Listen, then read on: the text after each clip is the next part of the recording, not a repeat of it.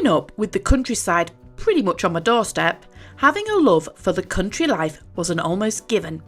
My grandparents lived off the land, and my granddad was a gamekeeper.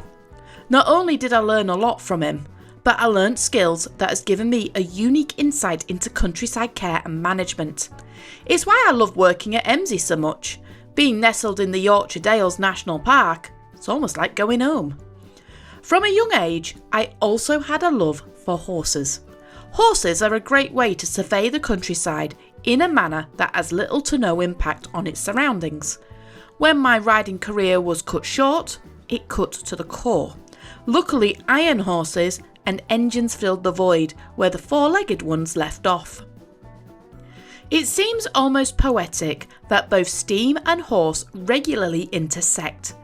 Even until the 1960s, horses were in use in shunting yards, but there were some inventors that took it to the next level. Christian Edward Dempmold is not a name many would associate with railroading, but in the USA, he is accredited to many major projects. He was born in 1810 in Hanover, Germany, and spent most of his formative years there before travelling to New York City in 1826. His intention was not in engineering, but in joining the Brazilian army, and wanted to use the USA as a mere stopgap.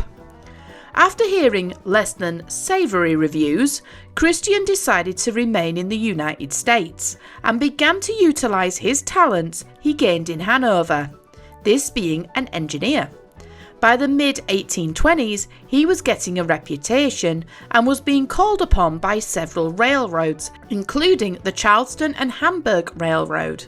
He also helped in the construction of the Lonaconning Iron Furnace for the Cumberland and Pennsylvania Railroad. At the same time, he was settling into this new and unexpected role. The cultivation of cotton had prompted the South Carolina General Assembly to come together to charter another railroad. The 6-mile route would, like many others, ferry both passenger and freight, and over time it would stretch to over 136 miles. But its beginnings were humble. Despite steam being the preferred form of motion, and with more and more services being in demand, you would expect the railroad would turn to steam as the preferred mode of power. However, for its 6-mile stretch west from Charleston, the railroad held a competition for horsepower locomotion. To sweeten the deal, a $500 grand prize was offered to anyone who could fit the bill. Word of the competition reached the ears of Christian, and in his New York office he got to work. He arrived with his creation named the Flying Dutchman, and amazingly, he won. The locomotive, if you call it that, worked using a central treadmill. The horse was guided onto the central mill, which was connected to the axle by a system of gears. Around the treadmill, 12 seats were put in place for the passengers, with a coachman taking up at the head of this locomotive, acting as both brakeman and tending to the horse. Like dangling a carrot, the horse moves on the treadmill, and with it the passengers. It was rumoured to get up to speed to around 12 miles an hour.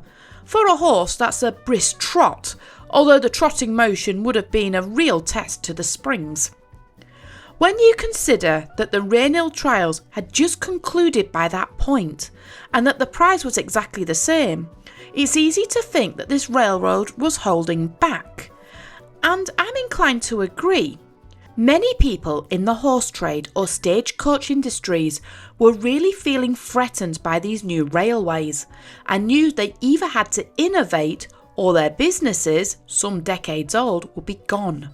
Some horse traders openly demonstrated against the railways in the Rainhill trials, and a similar engine called Cycloped was entered by those advocating horsepower, with the hope that if they won, they would keep their dominant positions. But their hopes sank, along with the horse, when the horse fell through and landed on the ballast. Thankfully, the Flying Dutchman had no such bad luck, but it only ran for a year before being pulled out of service for steam. But the idea wouldn't go away. In 1850, the Italians decided to have a go as well. Instead, they went much bigger. It was designed by Clement Mascherano and compared to the others, it was huge. It used a treadmill, but instead of one horse, it used 4. The treadmill was angled slightly and comprised of 4 driving wheels. The treadmill was connected to a gearbox, which not only got the best pace from the horses, but could also be thrown into reverse. The main treadmill used chains to transfer the power, and the wheels had roller bearings for smoother use. The gearbox was a real game changer, as it allowed the whole engine to move faster with little effort from the horses. Efficiency was much improved, and the horses were not as tired. The locomotive was sent to London to the Great Exhibition, where it wowed crowds at the Crystal Palace, and it drew attention to the London and South Western Railways engineer John Gooch. John decided to trial this engine, and in 1851 it was tested against several hill climbs. In a weird way, it made economical sense. Steam engines were still rather inefficient and wasted a lot of energy. Unfortunately, energy wastage meant lost money.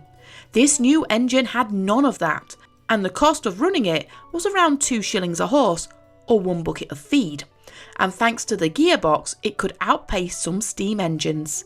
They called the locomotive Impulsoria, and it was an unusual hit. There is no evidence that Impulsoria pulled passengers, but there are many accounts of it being used on inclines with up to 30 wagons. But using horsepower was not without its drawbacks.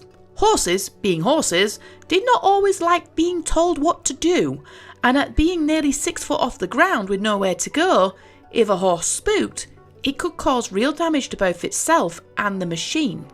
Horses could also get tired, and in some cases refuse to work, and with each animal weighing up to half a ton, there was little the stable groom could do if the horse said no. Impulsoria was a useful engine, however it would be the steam engine that would save the day. It's not known what happened to this engine, but it's likely it was quietly replaced and scrapped. But even today, horses are still exercised or even used on treadmills to power machines. They still hold a unique relationship with us, especially with the train.